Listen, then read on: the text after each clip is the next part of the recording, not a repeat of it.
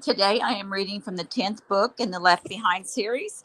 The name of the book is The Remnant on the Brink of Armageddon. Today I'm reading chapter 6. The celebrating, singing, and dancing at Petra continued into the dark of night. People by the thousands filled into the new pool to submerge themselves and to drink directly from the wide spring in the middle. Manna covered the ground, and Rayford was nearly woozy from its refreshing taste. Eating directly from God's table, he told Abdullah, was something I never expected in this lifetime. Abdullah looked overwhelmed with joy. How can this be, Captain? How dare we be so blessed? The wording was lost on Rayford, but he knew what his friend meant. A young woman, probably not yet 20, approached. Rayford Steele? She said shyly. Rayford stood. Yes, dear. Two things, if I may, she said, speaking very slowly and holding up two fingers. You understand? Yes, what is it? Is it true you speak only English? To my shame, yes. Will a smattering of Spanish? Not enough to converse. Do not feel bad, sir. I speak only Hebrew.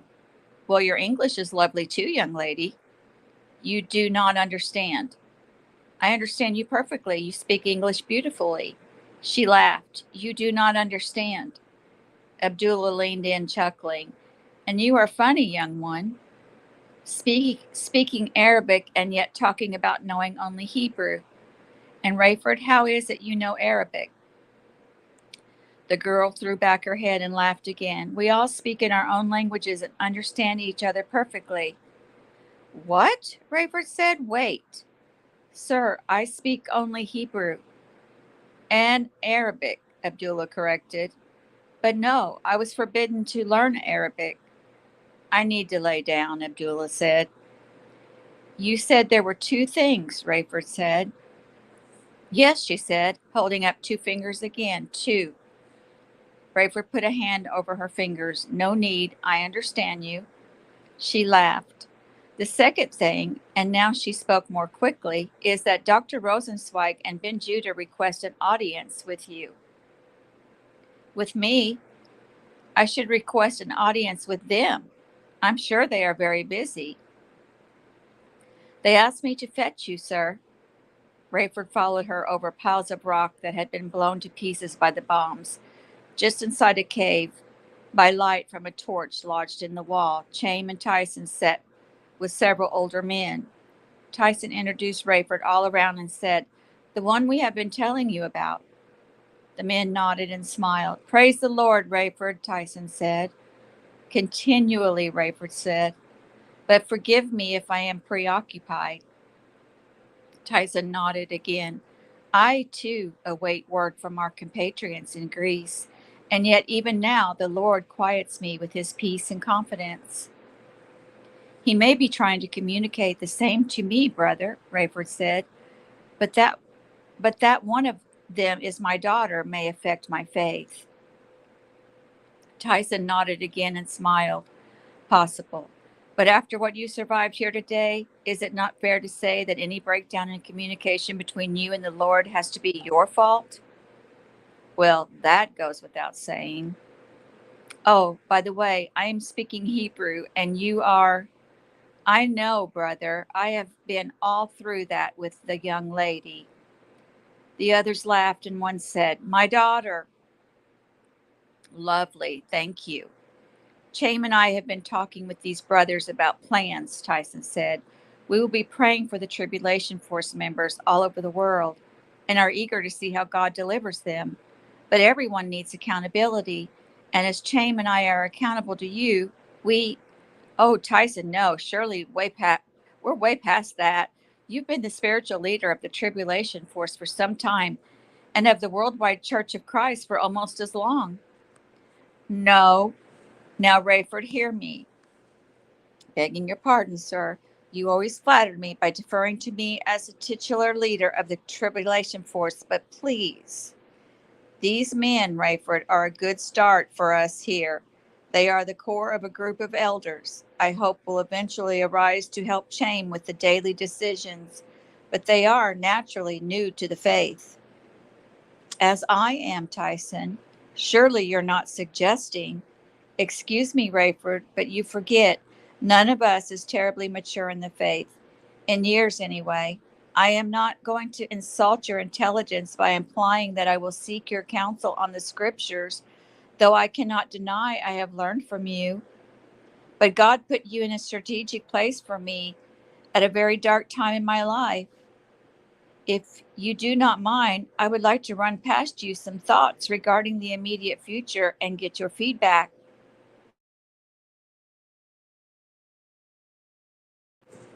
If you insist, but at least concede that it was not I who stood in the midst of 1,000,000 people and saw God miraculously spare them from the fires of hell.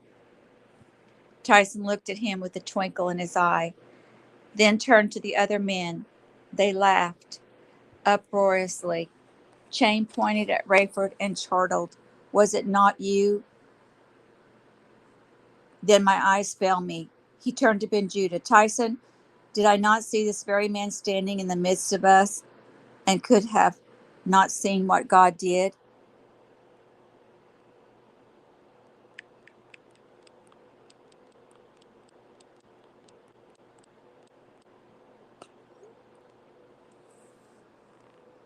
"Well, okay," Rayford said. "Point taken.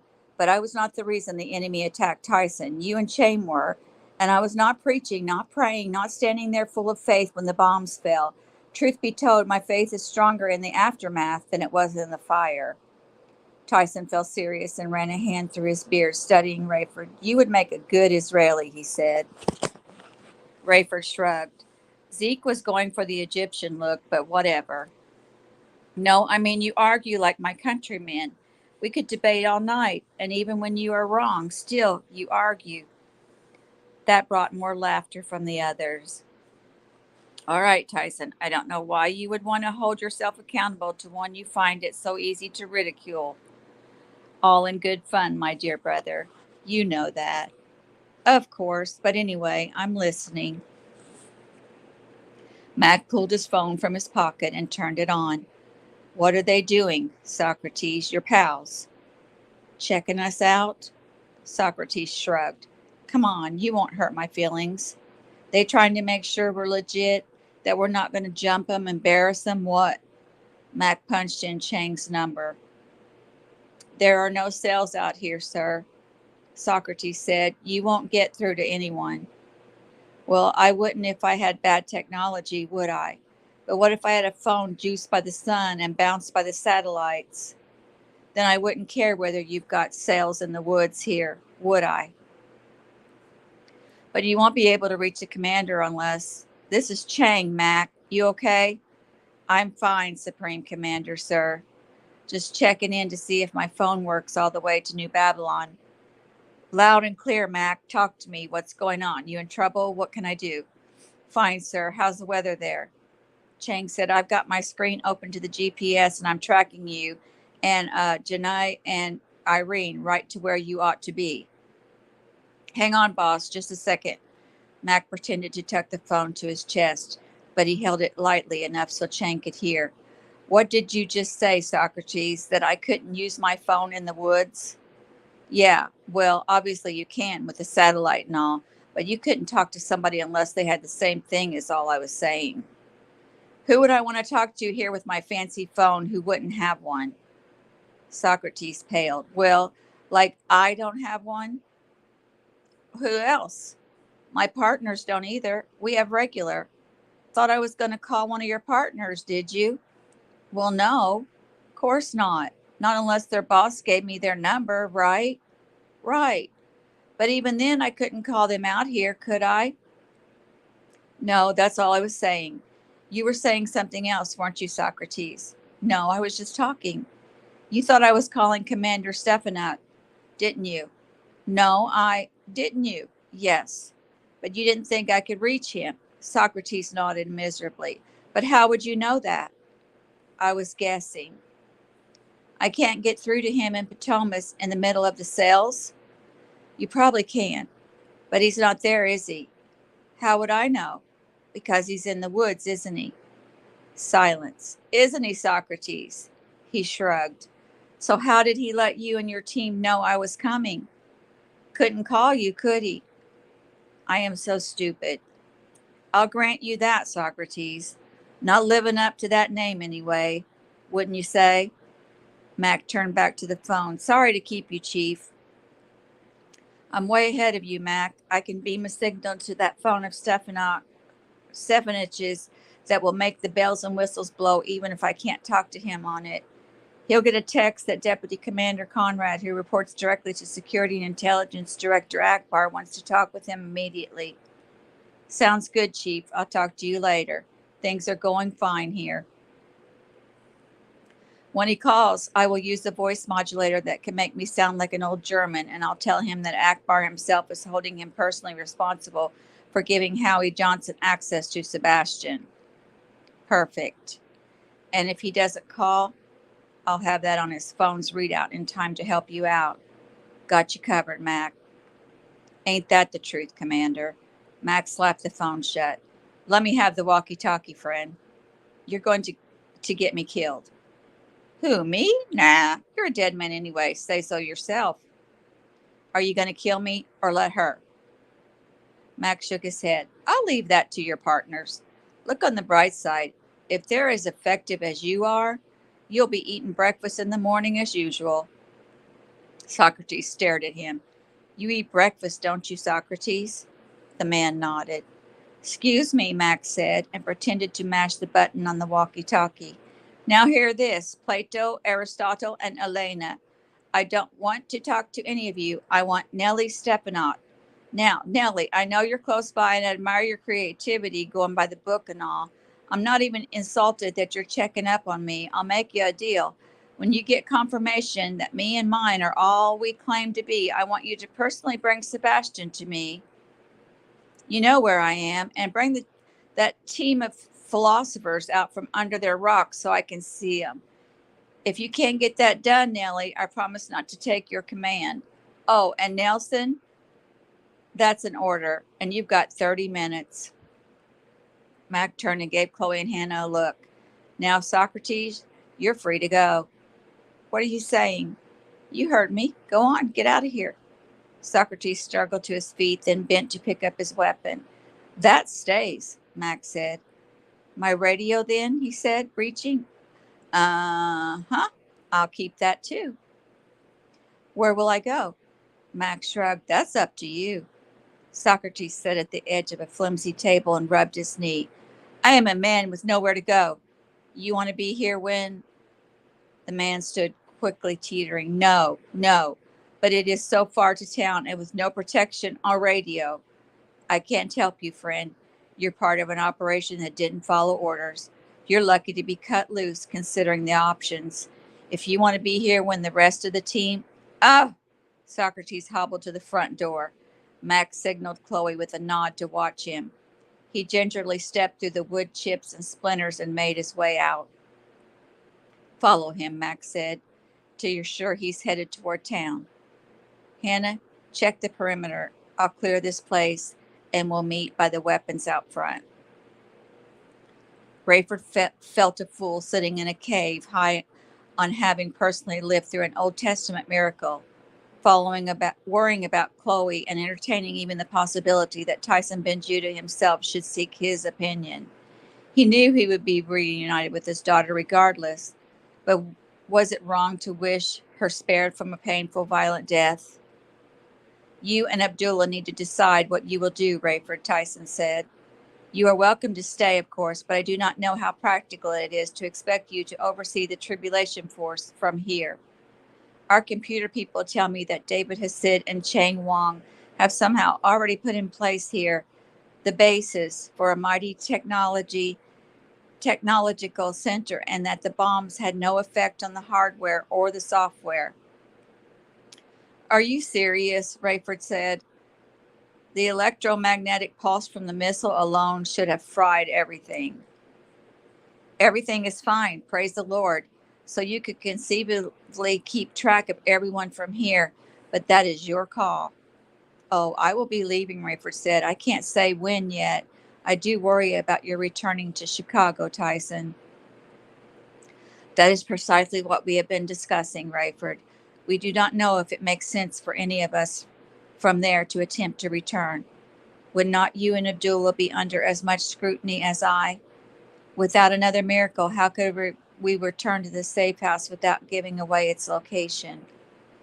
The thought of finding a new safe house, of moving, wearied Rayford. We'll worry about that, Tyson. What are your plans? You could transmit your daily teachings from here.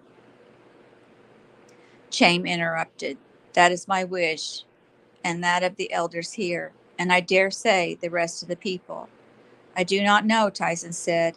I will do as the Lord leads, but I believe Chaim is God's man here. My work is done, Tyson, Chaim said.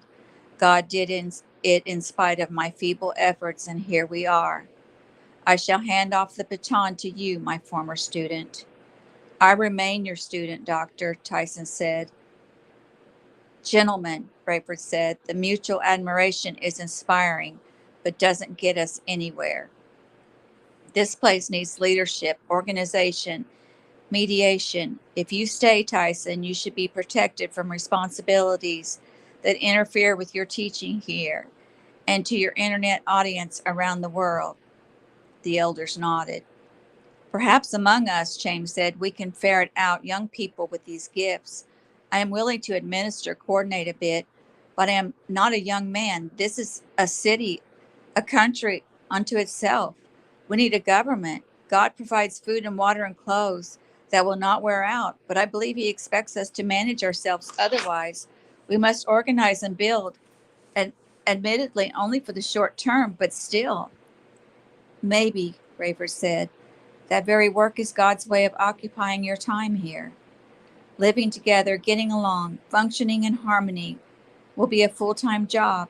Imagine the boredom of 1,000,000 people just sitting around waiting for the glorious appearing. Tyson warmed to this. Oh, that is why I believe we need to motivate people to help the rest of the world. From here, we are not blind to the prophecies, to the machinations of the evil one. Trying to blow us up is only the beginning. He will think he can starve us out by cutting off supply lines. He will not know or will not believe that God feeds us. But we know we are safe. What we must guard against are his schemes to lure the undecided away from this place, out to where they are vulnerable, not only emotionally and psychologically, but also physically. I am jealous to keep them here and to persuade them. I don't understand, Rayford said, how anyone could remain undecided after today. It is beyond human comprehension, Tyson said, but God foretold it. Now my dreams for the faithful here is that they be useful in the cause of aiding our brothers and sisters around the world. Peter warns us to be sober and vigilant because our adversary walks about like a roaring lion seeking whom he may devour. Resist him, steadfast in the faith, knowing that the same sufferings are experienced by your brotherhood in the world. The evil one will grow angrier, more determined, more vicious, and many will die at his hand. What better, nobler task could the 1,000,000 strong here undertake than to aid your daughter's commodity co-op and equip the saints to thwart Antichrist? I envision thousands of technologically experts creating a network of resources for believers, informing them of safe havens, putting them in touch with each other. We know we will lose many brothers and sisters, and yet we should offer what we can to keep the gospel going forth even now. Rayford sat back. Can't argue with that. And it's not a bad idea, Tyson. This becoming your new base of operation. We will miss you, of course, but it makes no sense to risk losing you to the cause when all you need is right here. I have been thinking, James said, and Rayford, feel free to correct me, as I am out of my element on this topic. But I wonder if the day of a safe house for the tribulation force is past. We know New Babylon is sniffing around, and that it is only a matter of time before Chicago is exposed. Yes, perhaps we need a central location for the coordinating of the co-op. But if I were you, I would worry for my little one, being moved hither and yon. I leave the details to you and your compatriots, but I ask you, is it not true that anyone who is asked to remain at the safe house quickly gets the cottage fever? The young man there, Zeke, who is masterfully equips us to venture out, might find moving around a nuisance, and the matter of record keeping and computers is difficult. But perhaps the safe house of the future will be in 1,000 places, not just one. Perhaps the time has come to make your home in the hiding places of the believers around the world. Rayford feared Chaim was right, and it must have shown. I am not saying it will be easy, Chaim said, but I urge you to take the initiative, make the hard decision, disband the safe house, and disperse your people before they are found out. For then you could lose everyone at once. Surely you all know you have stayed in one place long past a reasonable hour. Oh, I know that, Chaim, Rayford said. In reality, we have not been at the strong building very long. Too long, no doubt, but not even as long as we were at our previous location. Tyson stood and stretched. We need to leave this with you. God will lead you. I intended to seek your counsel, and now we have tried to counsel you. I appreciate it. But please, Rayford, counsel me. Let me tell you what I believe God is impressing upon me, and see if it makes any sense to you.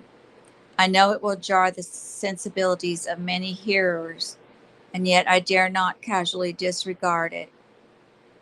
You see, because of what has happened since the rapture of the church, I believe there is ample evidence of one part of God's nature and character.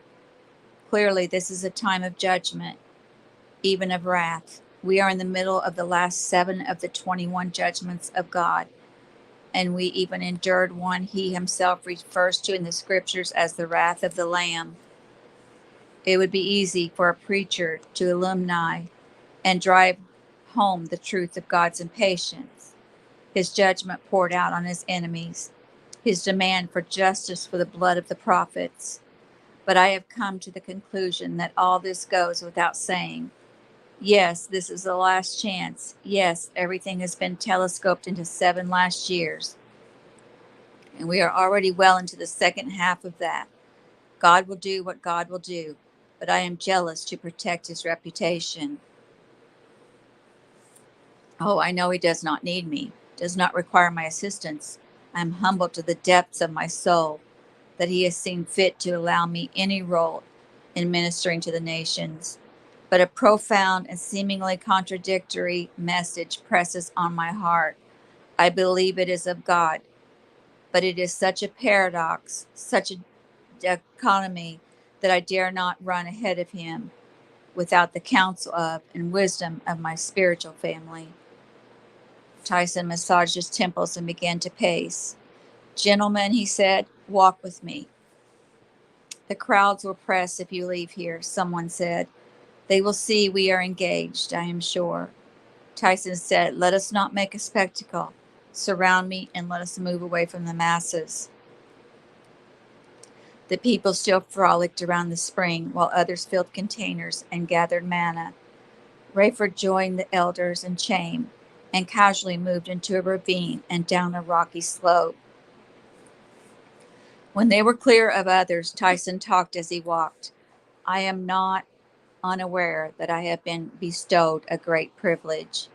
I have a congregation here alone of 1,000,000 souls. I have opportunity to teach the babies in the faith, offering them the milk of the word. I also enjoy breaking the bread and carving the meat of the deeper things to the more mature. And I am blessed to preach the gospel, evangelizing, for even here there are the undecided. We will not win all of them, a truth that astounds me, especially in the glow of an event such as we experienced just hours ago.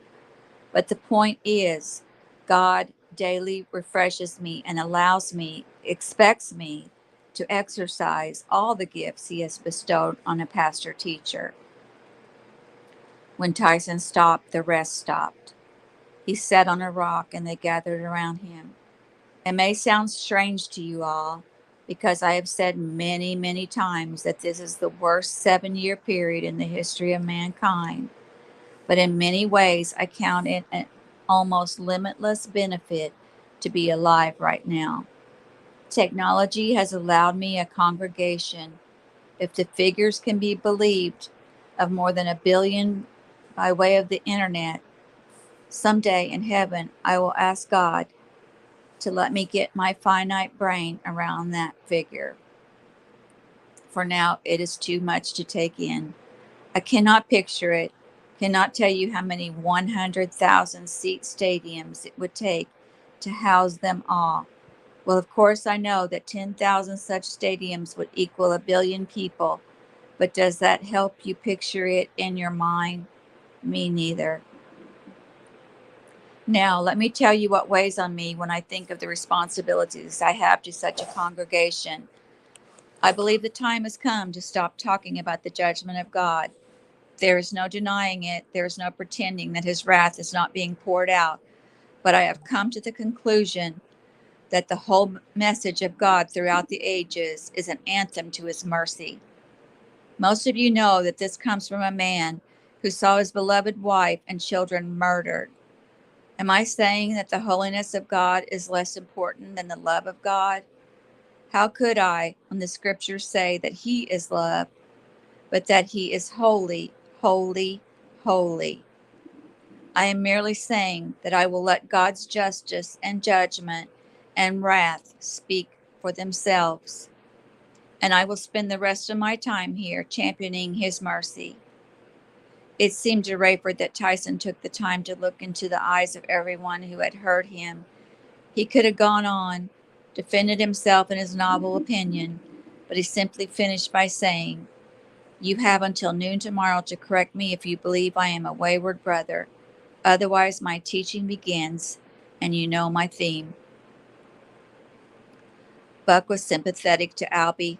The diminutive Middle Easterner was wound tight, unable to sit still. "I can't live like this, Cameron," he said. "I'm going to spend this evening with Zeke and look through his files. Have you seen his inventory?" "Of course. There has to be an identity in there for me. The GC thing probably won't work for me again, but I'll do anything but sit around here. You think he could make me tall and blonde?" Buck had to smile. One of two wasn't bad. "I might join you," he said. "Zeke's a master, and this sitting around is going to kill me. But you right. You get to download all that stuff from Chang and get it out on the net. I love your son, Cameron. But trading off babysitting, reading, looking out the window, and waiting for everybody to check in is going to drive me crazy." "I know. Have you spent much time with Mac?" Albie said. "Sure. Great man, good mind. But we don't think the same. I can imagine all kinds of things he's doing in Greece right now that could get—" "Oh, I'm sorry. I keep forgetting Chloe is right there with him." "What? You think Mac won't look out for Chloe?" "She's probably looking out for him." "I ought to be there, is what I'm saying." "Deputy Commander Conrad?" "That is correct," Chang said, his voice electronically modulated. "And this had better be Nelson Stefanow." "It is, sir. And, Commander, I want to know what in the world is going on over there." "Yes, sir. I sent my senior commander all the way from New Babylon to talk directly with your prisoner. And that will happen, sir. I don't appreciate him getting jerked around when you had fair warning and plenty of time to make arrangements." "I know. I'll expect a full report transmitted to my office by noon tomorrow." "I'll definitely do that, sir, because it is explainable. Is Johnson meeting with Sebastian now?" "Not quite yet. Even as we speak? Because if not, I want to know why not." "There was some mix-up with our local team, sir. They thought they heard—" "I'll look for those details tomorrow, Commander. But meanwhile, I'm going to assume you're effecting this meeting." "Yes, sir. And not making Johnson come to you." "Sir, he's gone as far as I expect him to have to go. Anywhere he is a secure environment. So you have your people get the prisoner to him. Yes, sir, Deputy Commander. Could I inform you of some good news? There is no good news until I know Johnson has access to Sebastian.